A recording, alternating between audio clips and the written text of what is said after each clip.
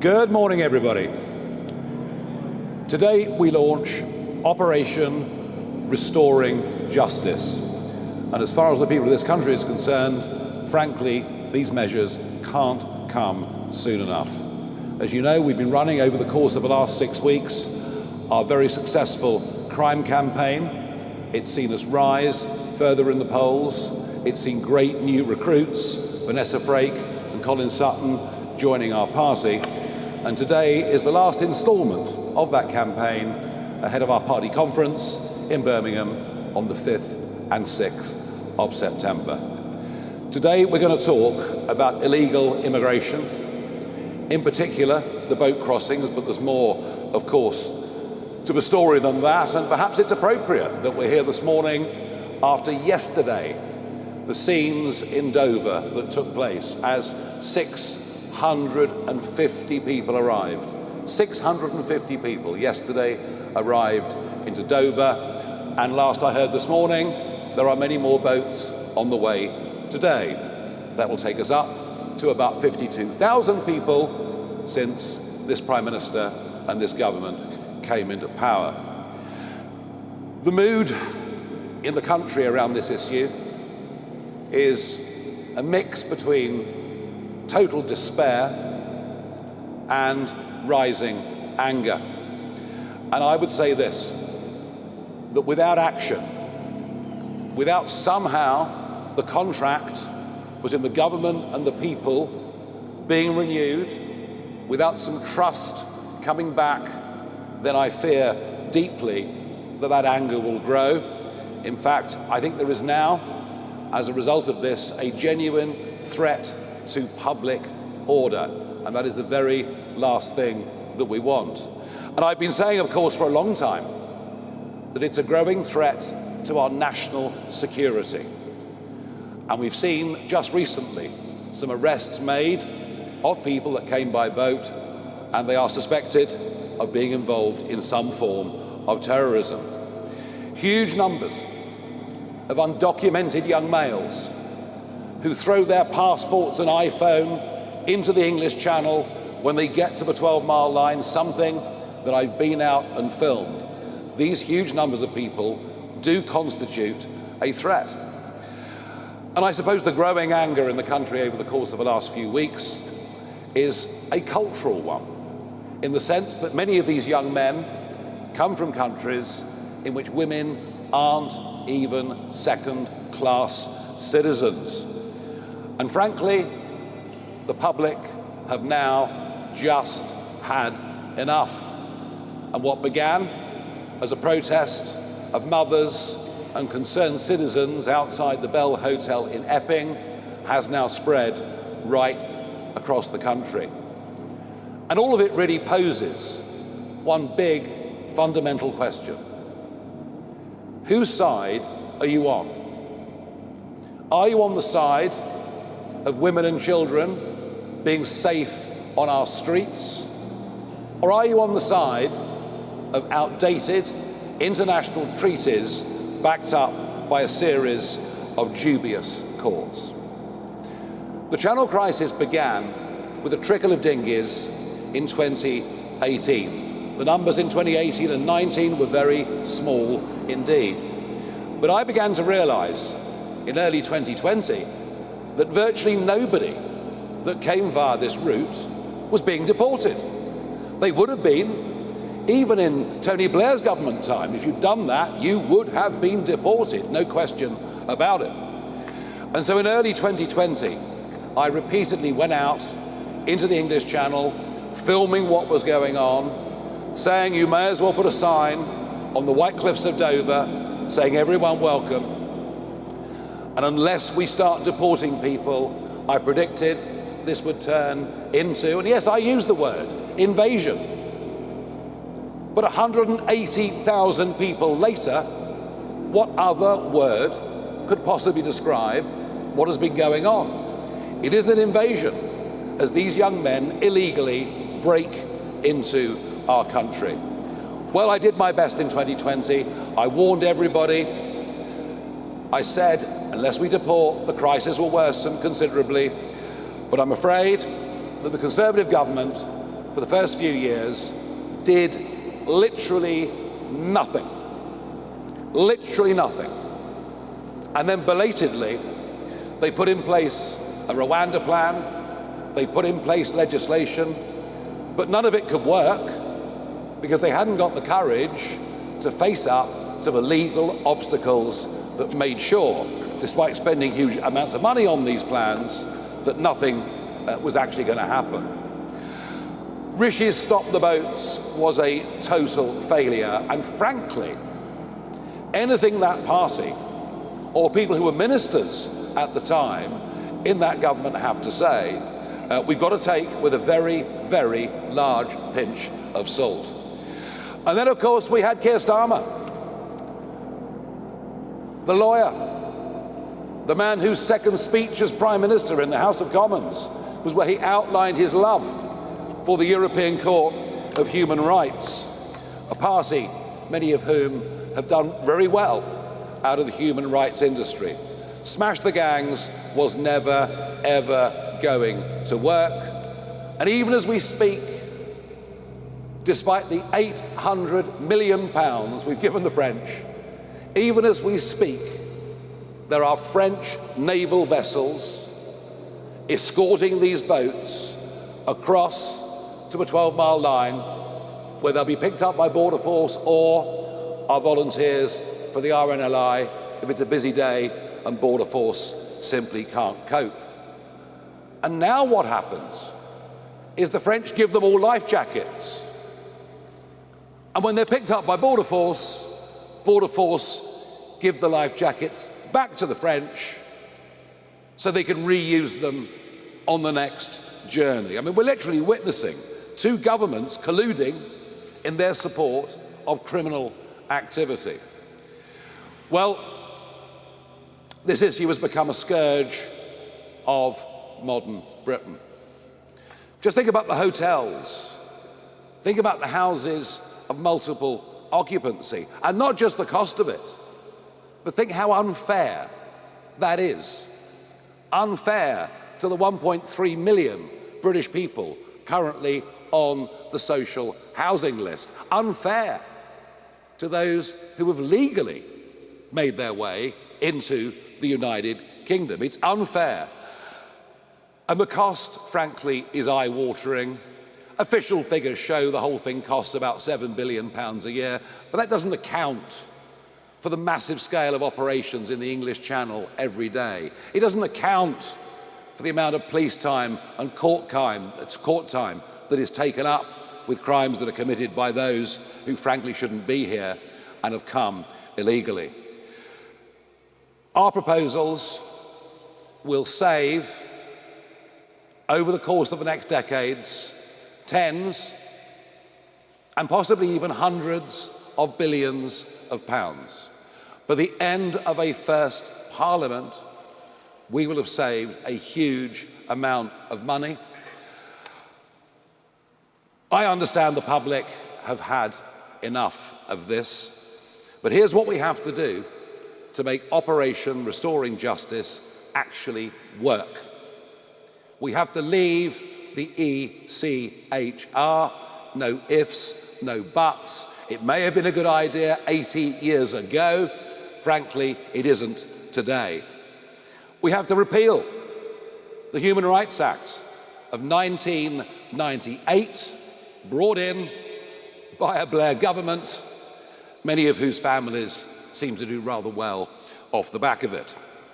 We will, for a 5-year period, disapply the 1951 Refugee Convention and any other barriers that can be used by lawyers in this country to prevent deportations, to prevent the right thing from happening.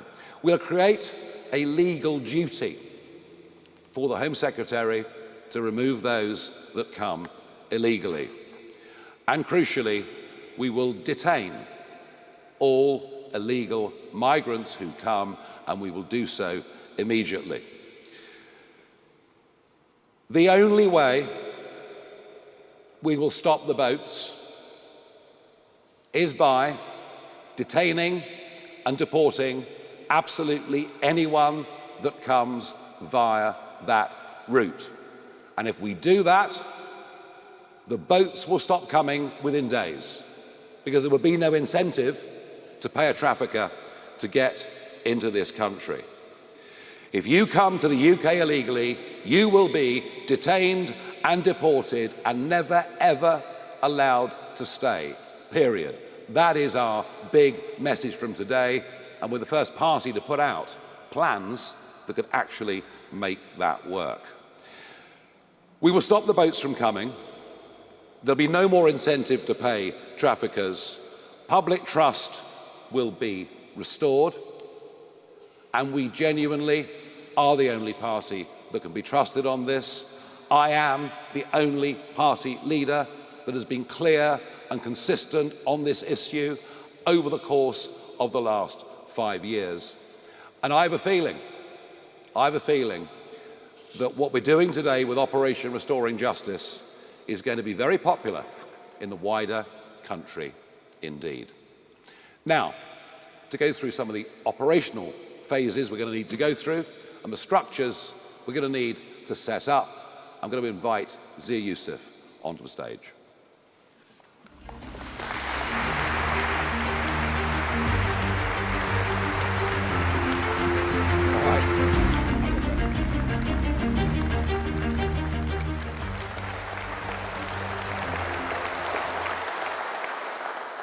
Thank you, Nigel, and thank you all for coming. Look, for decades now, successive Tory and Labour governments promised to get tough on illegal immigration.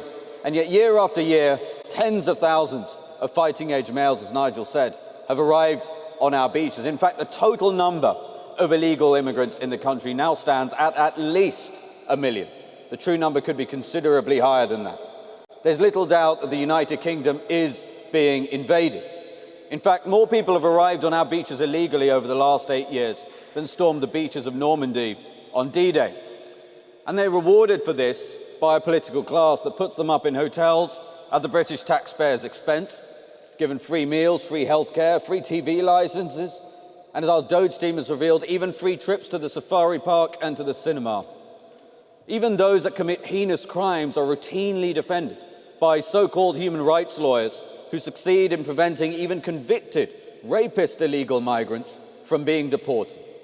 All thanks to a legal system that prioritizes the rights of foreign citizens over our own.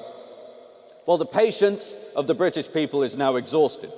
We're unwilling to accept that Britain's border should be open and undefended, unwilling to accept that Britain must cede its sovereignty to foreign courts, and unwilling to accept that our own veterans who served our nation with valor and distinction be evicted from their homes to house fighting-age males from Iraq and Afghanistan who turned up on our beaches uninvited.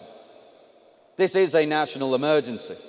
It's a national security emergency, and it's time to put British people first. So, upon winning the next election, a reformed government will launch Operation Restoring Justice, a 5-year emergency program to track down, detain and deport all illegal immigrants in the United Kingdom. It will also immediately stop the boats from coming by sending a very clear message that being in our country illegally now has an ironclad consequence: immediate removal.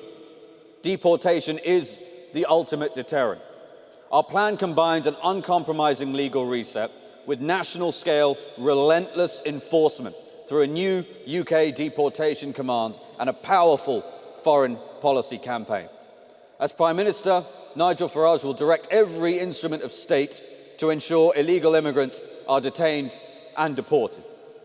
Reform will pass the Illegal Migration Mass Deportation Act to ensure that no activist judge can stop deportations. We will leave the ECHR, but that is nowhere near enough to get this job done. We must also repeal, not disapply, but repeal the Human Rights Act and replace it with a British Bill of Rights.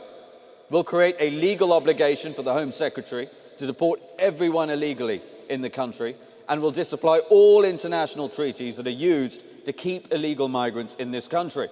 And yes, that means disapplying the 1951 Refugee Convention and the UN Convention Against Torture and the Council of Europe Anti-Trafficking Convention. That is a non-exhaustive list. These treaties will otherwise be used by activist judges to frustrate deportations, even after the repeals of the Human Rights Act and even after the UK leaving the ECHR. We will create sweeping new detention powers for the Home Secretary without Hardy Singh constraints. That means illegal migrants can be detained until they are deported. This is essential because activist lawyers routinely use Hardy Singh to secure their client's bail, after which the client disappears. And we'll pass a law that makes clear that if you came to this country illegally, you will never be granted asylum. End of story. This will mean all asylum claims will become inadmissible if made by a person within this Act's scope. So if you came to the country illegally, you'll never be allowed to stay. It strips the Home Office, the immigration tribunals and the higher courts of jurisdiction to even consider asylum claims, because a claim that cannot be considered cannot suspend removal and therefore cannot delay a flight. Nothing less than what we've just described will do. And when Nigel's Prime Minister, there will not be a lawyer nor a judge in the country that will be able to prevent a deportation flight from leaving. If you come to the UK illegally, you will receive a lifetime ban from ever coming back to our country. Re-entering after deportation will become a criminal offence, punishable by up to 5 years in prison. Deliberately destroying your identity documents, having come here illegally, will also become a criminal offence, punishable by up to 5 years in prison. We will pair this legislative reset with a UK deportation command. That is a dedicated force to identifying, detaining and deporting illegal migrants at scale. We'll create a cutting-edge data fusion centre that will automatically share data between the police, the Home Office, the NHS, the DVLA, HMRC and banks. This will allow Deportation Command to relentlessly track down and detain all those who entered our country illegally. We'll build capacity to detain up to 24,000 illegal migrants at a time. That enables us to deport up to 288,000 illegal migrants a year. Detention will mean deportation. No chance of bail, no chance of absconding. We will expand charter flights to 5 departures every day, and to guarantee success, His Majesty's Royal Air Force will keep a Voyager aircraft on standby as a hot spare. So even if a plane has mechanical issues, flights will not be stopped, deportations will not be delayed. And beyond our shores, our Foreign Office will act with the urgency of a nation that is determined. Return agreements will be secured. Countries of origin will take back their illegals. Where persuasion and financial incentives fail, we will use leverage. If a country refuses to take back their illegal migrants, we will stop issuing visas to people from that country, and if necessary, we will sanction them. Let there be no doubt, those who arrive illegally will be detained, deported, and banned for life from re-entering the United Kingdom. And this is not just a national security emergency, it's a fiscal emergency too. Right now, Britain is spending more than £7 billion every year on the costs of illegal immigration, and that excludes the huge cost items like the burden on the NHS. Billions are spent on hotels, community housing, and welfare for those who have no respect for our laws. Those who obey the rules are forced to pay for those who break them. The cost of deporting those who are illegally will be £10 billion over 5 years, but in that same period, our plan will save the taxpayer over £17 billion.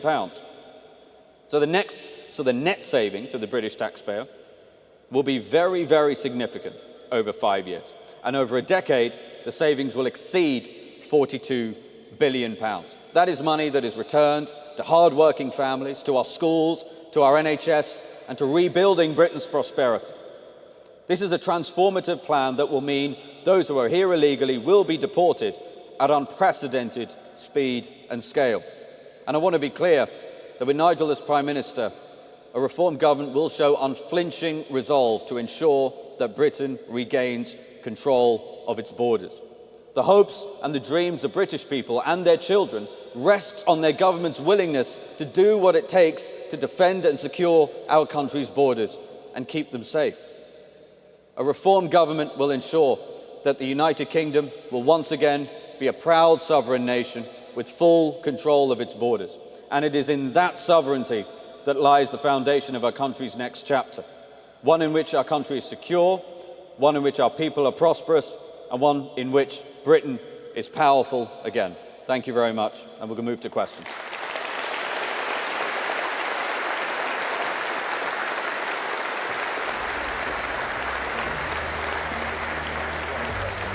That side, maybe I'll go this way.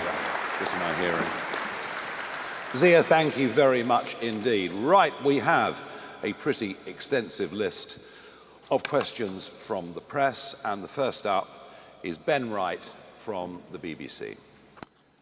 Thank you very much, Mr. Farage.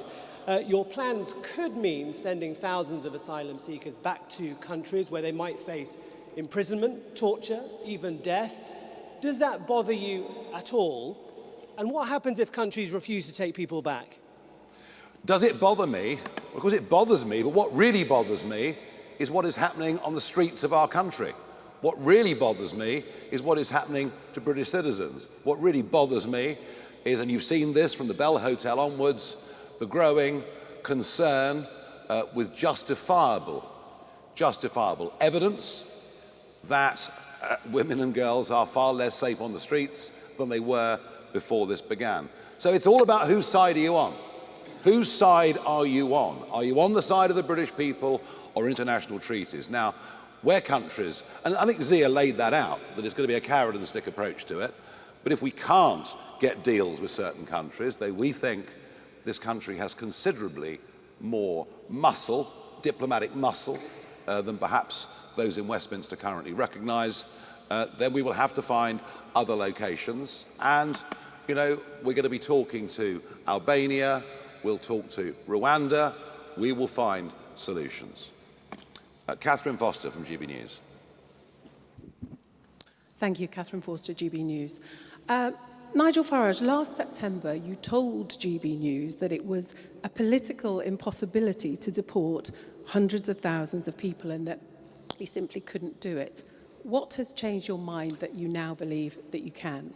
The political impossibility was deporting millions and millions of people, and that's where the argument had gone. We had a situation, a political difficulty within Reform UK. This does happen to parties. They do have difficulties and problems. We had a problem that one of our MPs, who's no longer an MP, was talking about deporting entire communities, including people who've been born here. And frankly, we found that unacceptable. And so I just did not want, I think you can quote me for another interview, to get dragged down the route of mass deportations at that stage. We have sorted out that political internal difficulty that we had, and since that time, the work has been done on a credible plan so that we can deport hundreds of thousands of people over the 5 years of a reform government. Thank you. Harry Horton, ITV.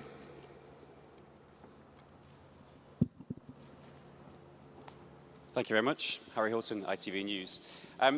Nigel Farage, you've said that you can't be held responsible for everything that happens in the world. But if someone says that if you deport me, I'll be tortured, I'll face abuse, surely there is some responsibility on you to stop that from happening.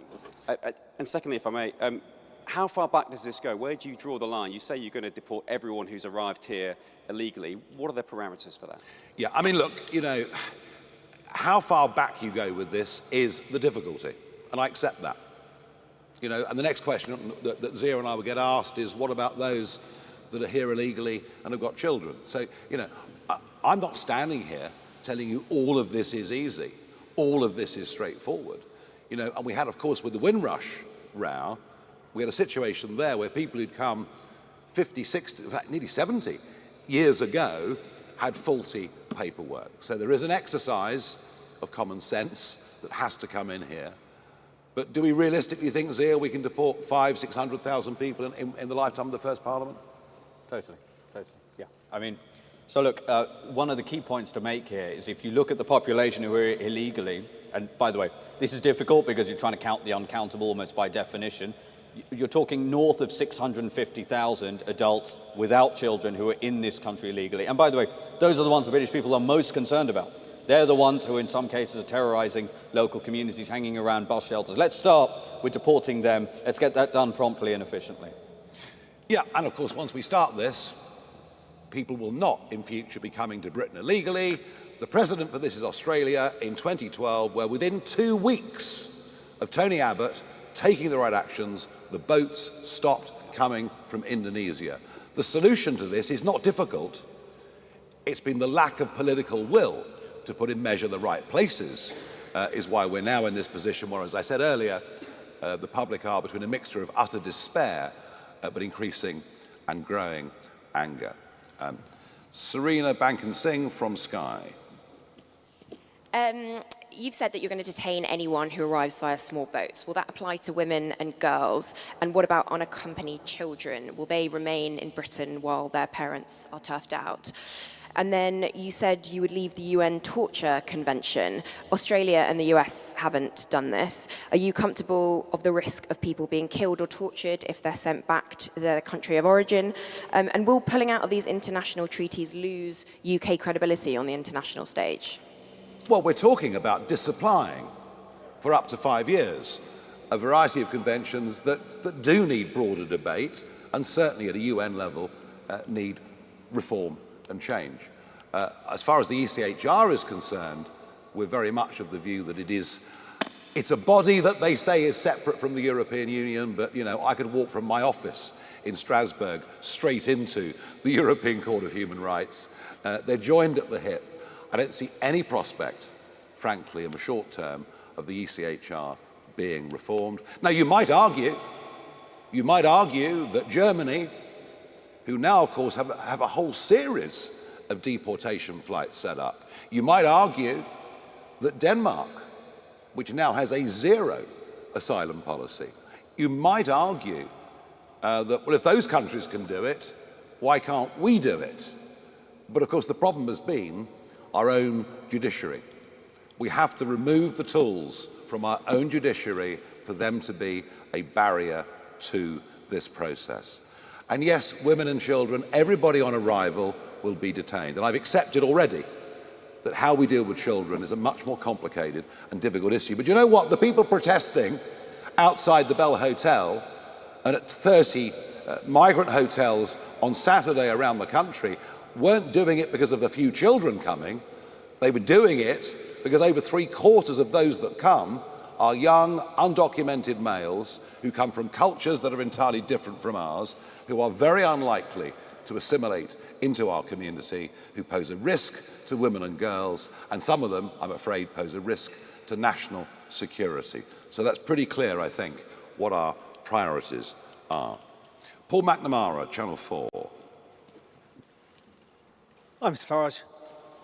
There is a realistic possibility that if you go forward with this, there might be a case where someone arrives in the UK by a small boat, you send them back to the country from which they came, and they will be tortured or killed because of a decision that you've made. How does that sit with you? Well, the alternative, of course, is to do nothing. I mean, that's the very clear alternative, is we just do nothing. We just allow this problem to magnify and grow. We head to a point where and I genuinely, I'm not, I don't want this to happen. I want our proposals to be accepted so that we can prevent civil disorder from happening. But that is the direction this country is headed in. And we cannot be responsible for all the sins that take place around the world. It's just literally impossible. But we can recognise that the primary duty of a British government is to protect the integrity, the safety and security of its own people. That's why we have to do this. I mean, Zia said in his speech that nothing short of these measures will work. And I think we all genuinely believe that. If we allow any loopholes to remain open with this, it isn't going to happen. Is this a perfect world? Are these things all that we want to do? Well, we shouldn't have been put in this position. But we've been put in this position by Conservative and Labour governments. We have to do something tough. We have to do something radical. And this is a plan that will work. Andy Bell, Channel 5 News. Thank you, Andy Bell, 5 News. So if you're able to implement your policy, Do you accept that that means border force agents going into towns, looking for people who are here illegally, maybe who already have families, maybe who already have children? And you mentioned Windrush earlier and say, well, this is slightly complicated. There are going to be any number of people who, as far as they're concerned, have been living in this country legally for years, who will then be very, very worried about what your party has in store for them. Are you not concerned about the sort of message you're sending out with all of that? No, they won't have been living here legally, will they? They would have been living here illegally. So, for instance, the people caught up in the Windrush episode, the whole point was that their situation was not clear. So would they be covered? Windrush was a mess over paperwork. Yeah, and I understand that. It's why I made mention of it earlier. Will Border Force be seeking out people who are here illegally, possibly many of them working in the criminal economy? Yes, it's what normal countries do all over the world. It's what normal countries do.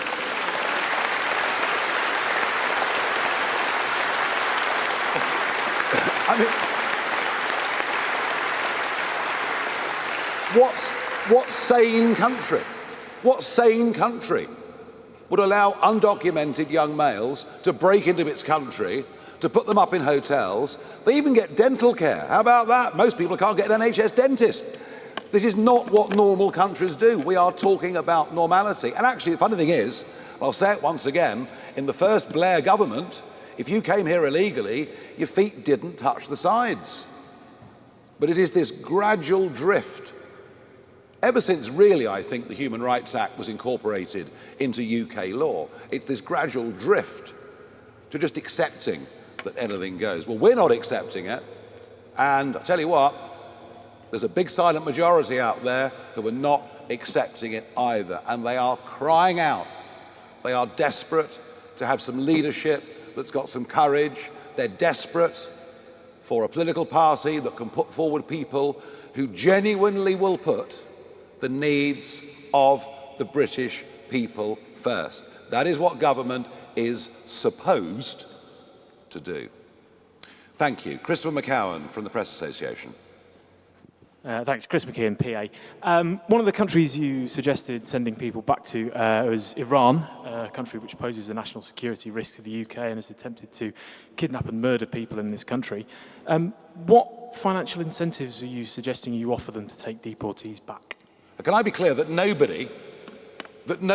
young man from Iran who arrives by boat should be walking the streets of our country? Under no circumstances.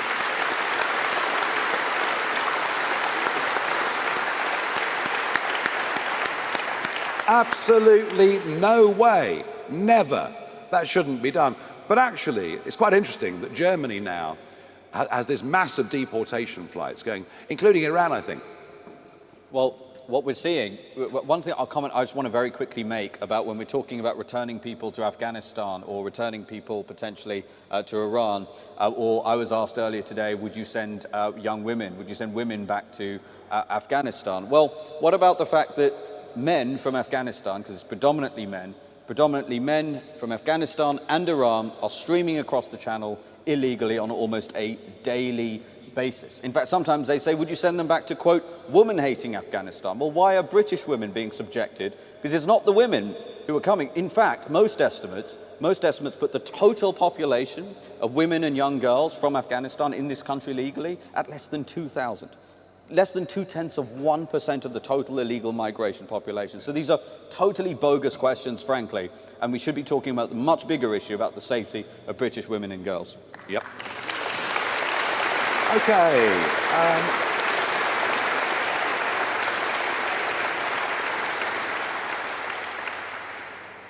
I think one of the most interesting things about this press conference and about the media the last few days is the questions that are being asked about the practicalities of individual pieces of implementation.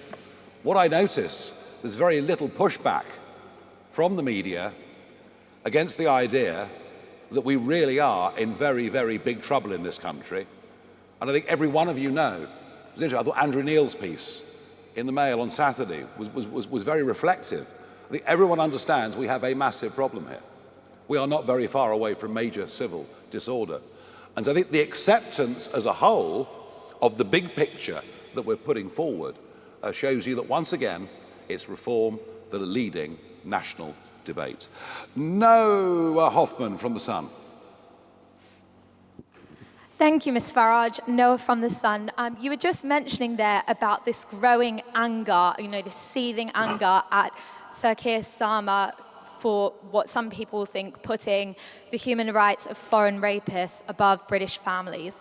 But there's still around 4 years until another general election, and a lot of people will be feeling very helpless and like they want something to happen quicker than that time. So how would you recommend members of the public should put pressure on a Labour government to do more than just cite human rights laws and actually tackle this issue? I think that one of the things I've learned over quite a long time in this game is that if you lead with arguments, if you get the public to follow you, the other politicians start to change their tune. And let's face it, this is a Labour government famed for its number of U-turns already.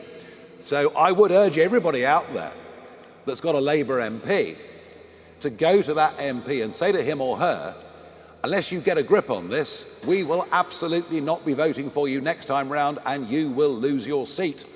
And if that happens on a big enough scale, I think it could be a remarkable effect of concentrating the mind.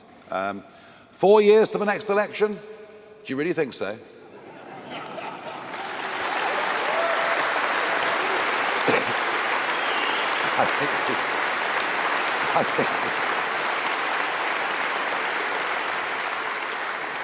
I think the 30-year bond market is giving us a somewhat different indication, particularly as we have a Chancellor of the Exchequer dubbed famously by my colleague Lee Anderson as Rachel from Accounts, who is clearly desperately out of her depth. And actually, I'm not sure there's anybody in the cabinet that really has a clue how to turn around the economic downward spiral and possibly even fiscal doom loop that we're beginning to enter into. So they may not last quite as long as you think. Martin Beckford from the Mail.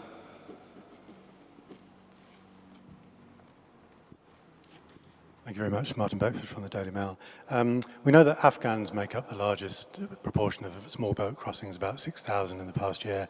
We know that lots of people who work with British and American forces are still trying to flee the Taliban. Would you make any exceptions for them and allow them to stay? Yes. Yes, absolutely. Right. There were brave Afghans who supported the British forces and American forces during that 20-year war, who, of course, absolutely, of course, deserve recompense for the enormous risks they took. And by the way, Martin, just bear this in mind. This country has taken 500,000 refugees since the Brexit referendum. This country is not closed-minded to groups that genuinely face persecution, to groups that genuinely are refugees. We just don't believe, by any traditional definitions of a refugee, we just don't believe those people crossing the English Channel, or at least very few of them, tick that box. Carry on.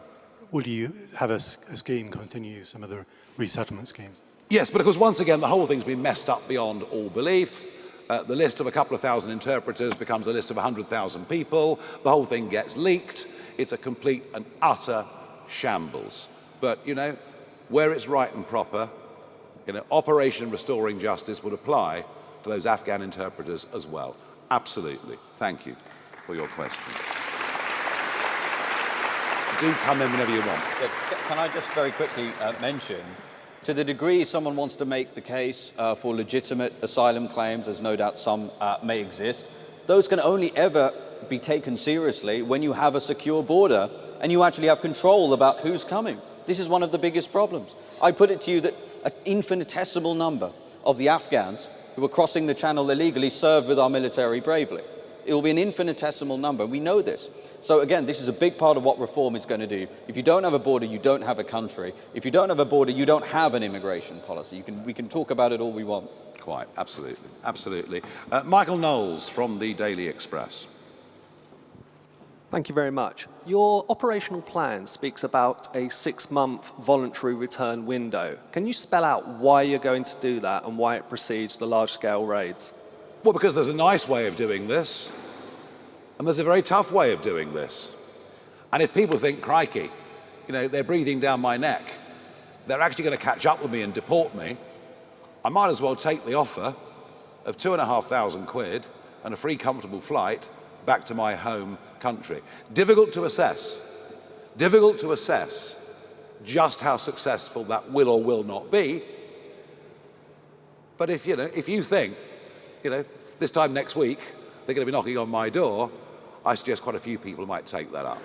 And I think that is part of our sort of carrot and stick approach to individuals illegally in Britain, but equally to other countries as well. Yeah. We will try to make it easy. And after all, the countries we're talking about, we're giving nearly all of them foreign aid anyway. So there are ways that we can offer them constructive deals to take back their people, or we can get tougher by applying diplomatic or economic pressure. Can I just add as well that it's also much cheaper, frankly, and I might stick in the throat a little bit paying people who are coming illegally, but if you look at the Department of Homeland Security, we've looked a lot at what the Trump administration has done. The DHS have said, their voluntary programs about $1,000, $1,500 relative to $17,000 for an enforced deportation. And as Nigel said, one of the things that will happen immediately once we pass this legislation is UK Deportation Command will start issuing letters informing them, we know we're on to you, and if you don't take this voluntary program, you're gone forcibly in 6 months' time. Yeah. James Hill, Spectator. The risk of a British Bill of Rights is that it simply empowers those same activist judges that you've decried here today. Would it not be preferable instead to simply repeal the 1998 Human Rights Act, leave the ECHR and go back to the old system of legal governance? Yeah, I mean, common law really is what you're talking about, and that's how we used to do it. And, our tradition has always been that we're free-born people, that everything is allowed, unless there is a law that specifically prohibits us from doing something, as opposed to the more European system of state-given human rights, which incidentally they can withdraw pretty much at a moment's notice. Look, we've used the Bill of Rights as a term because it is an historic term in British history, but it won't be full of European-style human rights. It'll be a reassertion of what the basic liberties are of people in this country. And let me assure you of one thing. It will include the right to free speech, which I'm afraid to say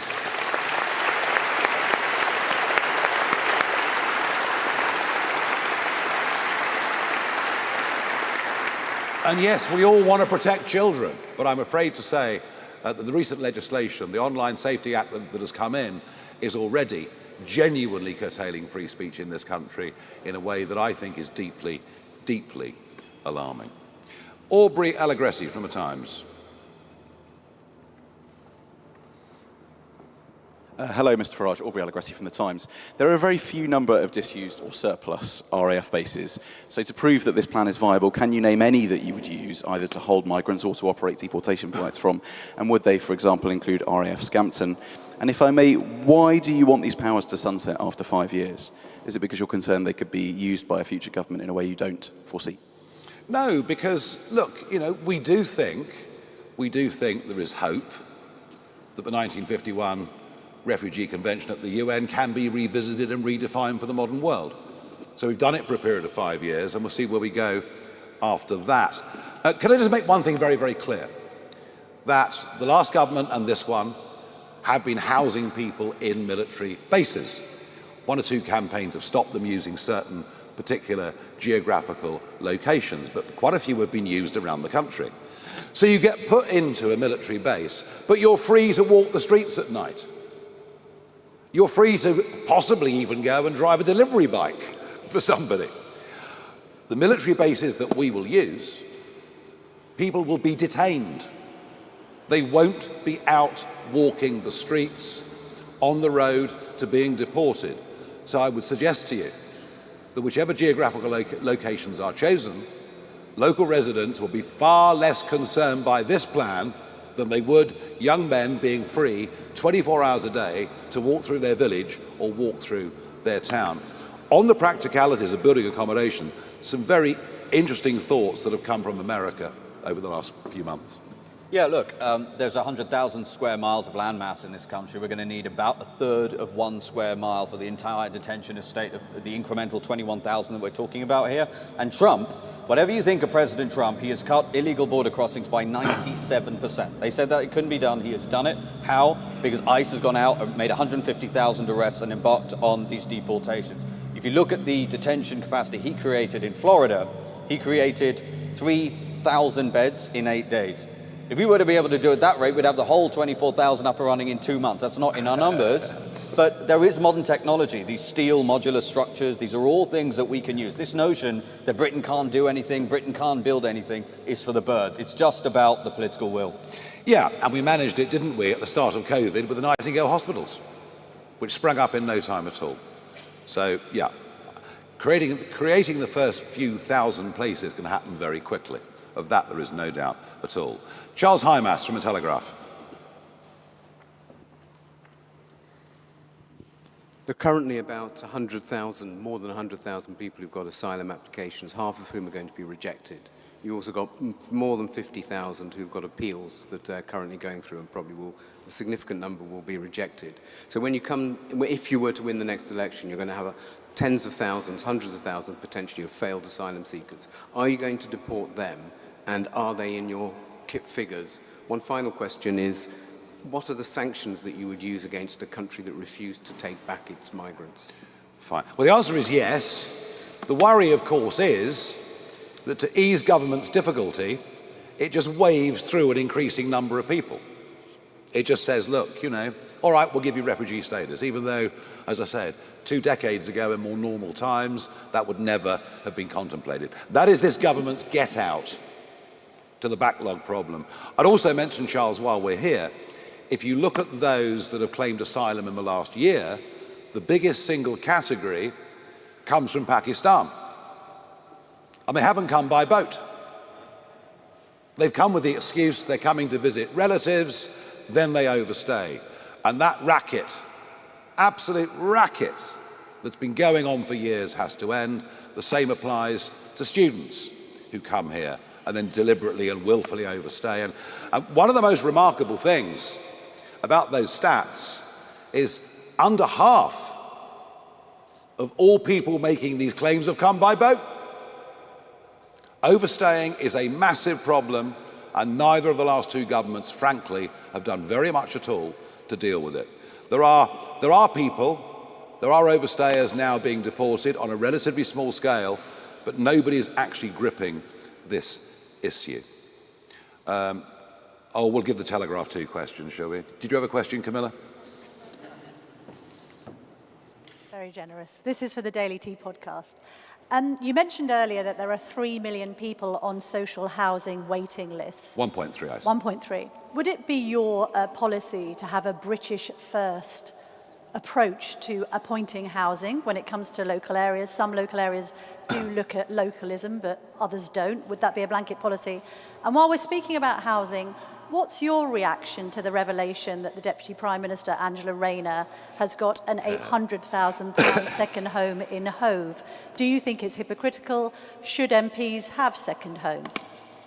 So, I would say this to you.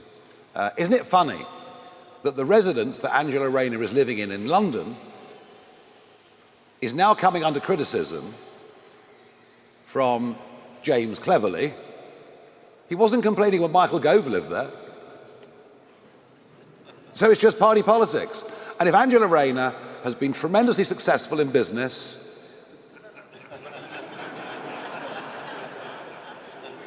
and managed to acquire a property portfolio and done it properly, well, jolly good luck to her. And this whole sort of hair shirt approach. I mean, I think probably most of the press want politicians in sackcloth and ashes, would like us all to go vegan and give up drinking. Well, it's not happening here. That I can assure you. Do you want to answer the other bit or not? That was the other bit. We are opposed to 2-tier justice within our country. We are opposed to 2-tier policing within our country. We are opposed to two-tier sentencing. We've just seen Lucy Connolly coming out of prison as Ricky Jones walks free. And yes, I know the circumstances were different.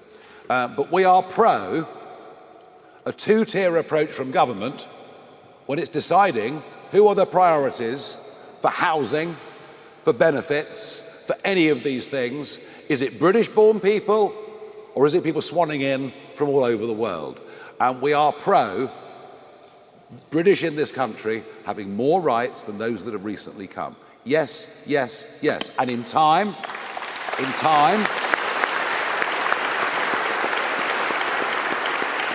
know, I mean, if you go to Australia, you can't access the health system. Doesn't happen. You've got to pay your insurance for 4 or 5 years. You commit a crime, you'll be deported. We've just been so weak on all of this. We welcome those that will come, will benefit our society, integrate, contribute, and in time become British citizens and have the full rights of everybody else. But I'm afraid that's just not what is actually going on. It hasn't been, frankly, for many, many years. Natasha Clark from LBC. We are getting towards the end, folks, I promise you. Natasha from LBC. You talk about a self-deport app in your document today. Can you tell us about how that would work? And second, you talk about the risk of unrest on our streets. You obviously know this plan is going to face legal challenges, operational issues, political pressure. Your opponents are going to absolutely throw the book at you to try and stop this. What is your message, firstly to them, and secondly to voters whose trust is absolutely on the floor over this issue? Prime Ministers have repeatedly failed to do enough about this and fix this very tricky problem. We've got years of promises. Why should the public trust you? Well, you're right. I mean, you know, every Prime Minister since David Cameron has said clearly, if you come to Britain illegally, you will be removed. And they all do it. And none deliver. Although I think they say it because they think the public wants to hear it, rather than they actually mean it. The fundamental point of your question is correct.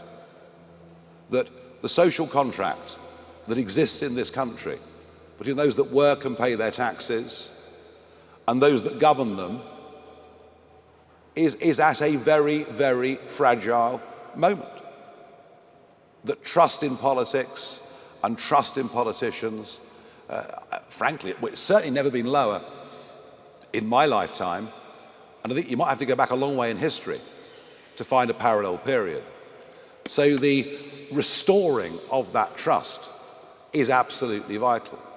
A lot of people around the country who say they're going to vote reform believe that we're pretty much the last shot.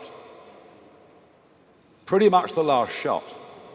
That if we don't win that election and start putting in place some of the very necessary changes that are needed, then goodness only knows what this country will look like in 10 years' time. Goodness only knows how many more talented people will have left.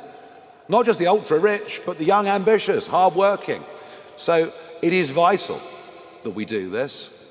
All I can say to you is there's nobody on these issues of sovereignty, on these issues of national self-interest, on these issues of predicting what would happen in the future and it coming true. There is nobody more determined to do this than me.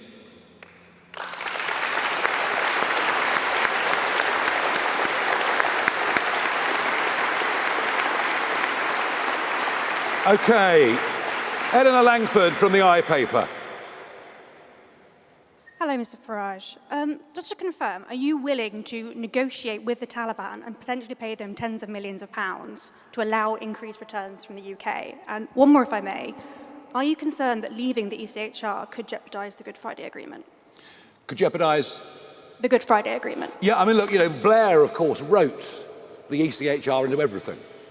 He wrote it into everything to try and embed it deeply in British law. Can we renegotiate the Good Friday Agreement to get the ECHR out of it? Yes. Is that something that can happen very, very quickly? No, it'll take longer. It'll take longer. So unfortunately, and for a variety of reasons, previous governments have placed Northern Ireland, I'm afraid, in a different position to the rest of the United Kingdom, something that we vigorously opposed. It will take a little bit longer with Northern Ireland. Zia? So look, I just want to very quickly go back to the question about the app as well, because again, we want to emphasize that the goal is to get as many people to leave voluntarily. And what Deportation Command will make very clear, they will issue dates once they've tracked people down. This is the date that you will be arrested and you will be deported. Going back to the earlier point as well about why should people believe Nigel when so many political leaders have stood in front of the British people and said we would do it? Well, one of the signs that this is going to work is how, number one, the human rights lawyers, the so-called human rights lawyers, are furious. That's a really good positive indicator that this plan will work, because these people, there's an industrial complex. I've seen this in courtrooms, an industrial complex of so-called human rights lawyers who defend the human rights of foreign citizens at the expense of British ones. And to James Heal's question earlier about the British Bill of Rights, I will tell you this. The draftsmen who put this legislation together have been under a very, very clear and strict instruction. When Nigel's the Prime Minister, there will not be a judge in the country that will be able to prevent a single plane from departing. And that is why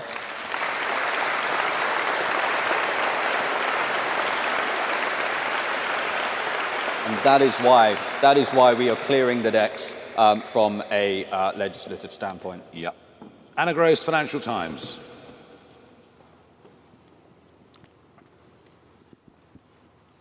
Thank you. You said that we're facing a massive and unprecedented crisis of people coming over to the country to claim asylum. The numbers have gone up. It was 108,000 in 2024, but this was only the 17th highest number in Europe per capita of the population. Are you willing to acknowledge that this is an international phenomenon, that Britain is much less affected than many other countries, and that there are millions of people in the UK that want to provide refuge to those who may be killed in their home countries? In 2015, the boat started crossing the Mediterranean. Jean-Claude Juncker, who at the time was the President of the European Commission, announced that the EU would put in place a common refugee and asylum policy for the European Union. And I was there through all of it. And I spoke repeatedly in parliamentary debates. And I said, if you allow anyone that sets foot across the Mediterranean to stay in the European Union, millions will come. Do not make this fundamental mistake. Of course, they did. And one of the reasons for voting Brexit was to prevent that catastrophic mistake that was made by the European Union, compounded by Angela Merkel in the most astonishing and stupid way. One of the reasons for Brexit was to get ourselves away from that necessary obligation, in that a few years in a European country, they become European citizens, they could come to Britain. So I've been right about this from the very start, singularly, alone, right about this from the very start. If you make it easy for people to come, they will come. It's just as simple as that.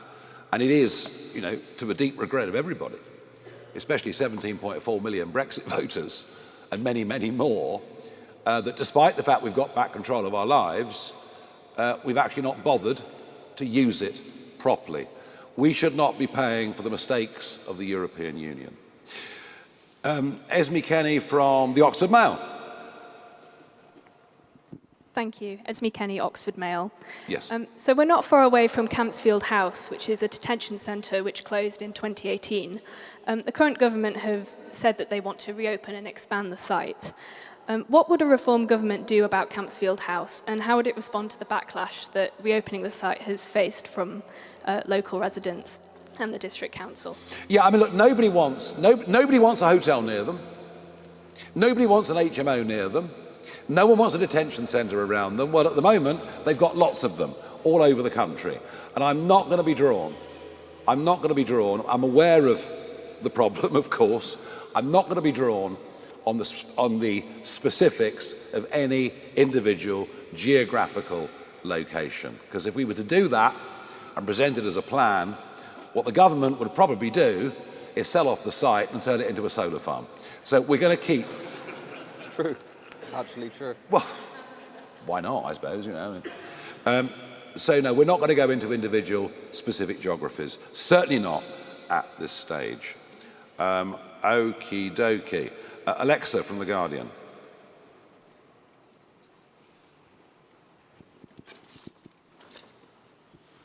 Thank you. Elisa Addy from The Guardian. Misspelled, sorry. Yeah. Sorry.